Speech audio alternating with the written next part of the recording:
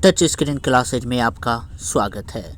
आज मैं आपको एमबी हिंदी जो कि 50 नंबर का है, जिसका एग्ज़ाम 10 तारीख को होने वाला है। यह पार्ट 1 का है, मुंगेर यूनिवर्सिटी का जो सब्सिडरी का है उसका मैं आपको यहाँ पे पहले कहानी सुनाऊंगा। कहानी आपको एक एक कहानी धीरे धीरे बताते जाऊंगा, फिर उसके बाद क्वेश्चन आंसर और ऑब्जेक्टिव आप लोग आसानी से कर लोगे। और ऑब्जेक्टिव और यहाँ तक कि आपका ग्रामर सेक्शन भी यहाँ पे कराया जाएगा। तो आप लोग अगर नहीं जुड़े हैं तो आज जुड़ जाइए। तो यहाँ पे है पंच परमेश्वर कहानी का सारांश लिखिए। तो चूंकि ये पंच परमेश्वर कहानी है तो ये किसके द्वारा रचित किया गया है? ये प्रेमचंद के द्वारा रचित किया गया। हम इस कहानी में पहले हम यहाँ पे कहानी जान लेते हैं, फिर उसके बाद आके देखेंगे। तो ये पंच परमेश्वर के रचयिता कौन है? प्रेमचंद्र जी है। और यह कहानी 1915 ईस्वी में, 2000 नहीं 1915 ईस्वी में क्या किया गया था? प्रकाशित किया गया था। इस कहानी में हिंदू मुस्लिम की एकता के बारे में बताया जाता है और पंच के पद के महत्व का क्या किया जाता है? प्रतिपादन किया जाता है इस पूरे पंच परमेश्वर कहानी में। अब हम आते हैं इस कहानी की शुरुआत कैसे होती है। इस कहानी में एक जुम्मन शेख होता है। जुम्मन शेख होता है जो कि जिनकी कास्ट मुस्लिम है, नाम से ही पता चलता है। और एक अलगू चौधरी होता है, ये हिंदू होता है। दोनों के बीच में अटूट मैत्री होती है, दोनों बहुत ज़्यादा अच्छे दोस्त होते हैं। और इनके जो गुरु होते हैं वे जुमराती होते हैं। उनके गुरु का नाम क्या होता है? जुमराती। इनके गुरु का, दोनों के गुरु का नाम है। और जुमराती जो है जुम्मन के क्या होते हैं? पिता रहते हैं। तो जुम्मन के पिता का नाम जुमराती है और अलगू के गुरु जुमराती है और जुम्मन के भी गुरु जुमराती है। मतलब दोनों जुमराती से पढ़े होते रहते हैं, ठीक है। और दोनों के बीच में जो दोस्ती होती है वो बहुत अच्छी होती है। और फिर उसके बाद एक दिन की बात है, जुम्मन शेख अपने बूढ़ी खाला, जुम्मन शेख जो है उसकी एक बूढ़ी खाला होती है, उसकी जो संपत्ति होती है उसे अपने नाम करवा लेता है और उसे बदले में उसे वस्त्र, भोजन, सुख चैन रखने की जिम्मेदारी लेता है। लेकिन हबीबनामा जैसे उसके नाम पे होता है वह इस जिम्मेदारी को क्या होता है? भूल जाता है जुम्मन शेख। जुम्मन शेख की खाला का नाम आपसे पूछा जा सकता है, खाला है जो कि उसके ज़मीन को क्या कर लेता है? ये अपने नाम करवा लेता है।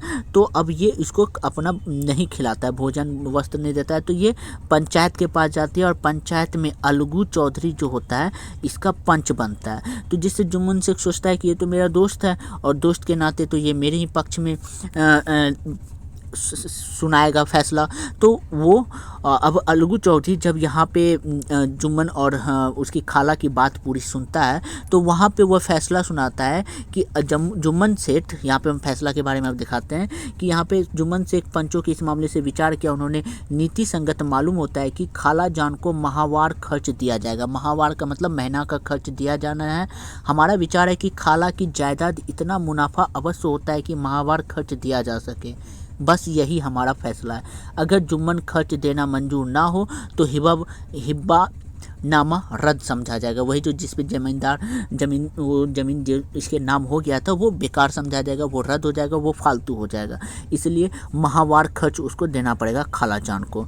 तो ये तो पंच के पद पे बैठ के उन्होंने सही फैसला लिया अलगू चौधरी। लेकिन अब जुम्मन शेख इसका परम दुश्मन बन गया क्योंकि वह जुम्मन शेख के पक्ष में नहीं था। वो कुछ ही भी मौका ढूंढ रहा था कि कैसे वह अलगू चौधरी से बदला ले। एक दिन अलगू चौधरी बटेर से बैल खरीदता है, 2 बैल खरीदता है। तो उसका एक बैल कुछ समय के बाद मर जाता है दुर्भाग्यवश। तो वह एक बैल उसके बिना काम का रहता है। तो वह समझू साहू को उधार पर बेच देता है। मतलब उधार पैसा बाद में देना, तुम मेरा रख लो। तो वह भी समझू साहू रख लेता है। वह उसे बिना खिलाए पिलाए बहुत ज़्यादा काम करता है, भरपूर काम खिलाता है, जिससे उसके नतीजावश उसका बैल क्या हो जाता है? मर जाता है। और समझू साहू उसे कीमत देने से इनकार कर देता है, बोलता है कि तुम्हारा जो बैल कमज़ोर था, अब हम इसको पैसा नहीं देंगे, ये वो। तो समझू साहू पंच के पास जाता है।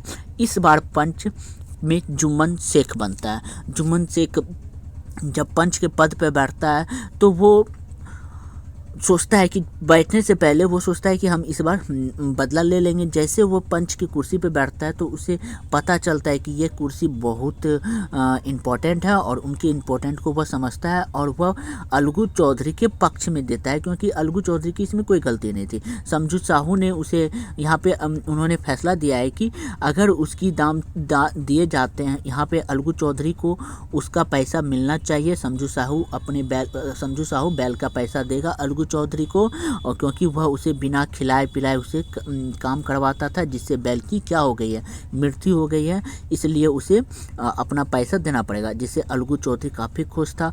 और इस फैसले से सब लोग ने कहा था कि पंच परमेश्वर की जय, और जुम्मन और अलगू की दोस्ती पूर्वतः पहले जैसी हो जाती है, और पंच में परमेश्वर का वास होता है। इस बात की इस कहानी से शिक्षा मिलती है। तो ये आपका पंच परमेश्वर की कहानी है, जो कि प्रेमचंद्र की कहानी है। और इसमें आपसे पूछा जा सकता है कि पंच परमेश्वर कहानी के लेखक कौन है? प्रेमचंद्र। इस पंच परमेश्वर कहानी का प्रकाशन कब हुआ? 1915 ईस्वी में, ठीक है। और इसके मुख्य पात्र कौन है पंच परमेश्वर के? तो जुम्मन शेख और अलगू चौधरी है। जुम्मन शेख के पिताजी का क्या नाम है? तो जुमराती है। जुम्मन शेख और अलगू चौधरी के गुरु का क्या नाम है? जुमराती है।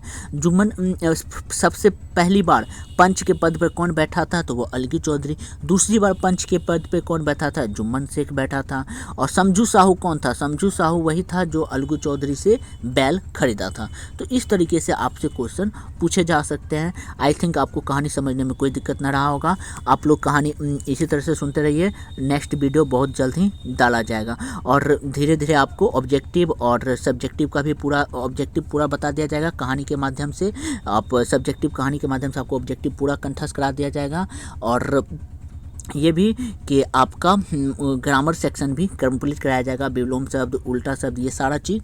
तो अगर आपको वीडियो पसंद आए तो प्लीज़ लाइक शेयर और सब्सक्राइब कीजिए। अगर सब्सक्राइब नहीं कीजिए प्लीज़ सब्सक्राइब कर लीजिए, और अपने दोस्तों से ज़्यादा शेयर कीजिए। Thank you.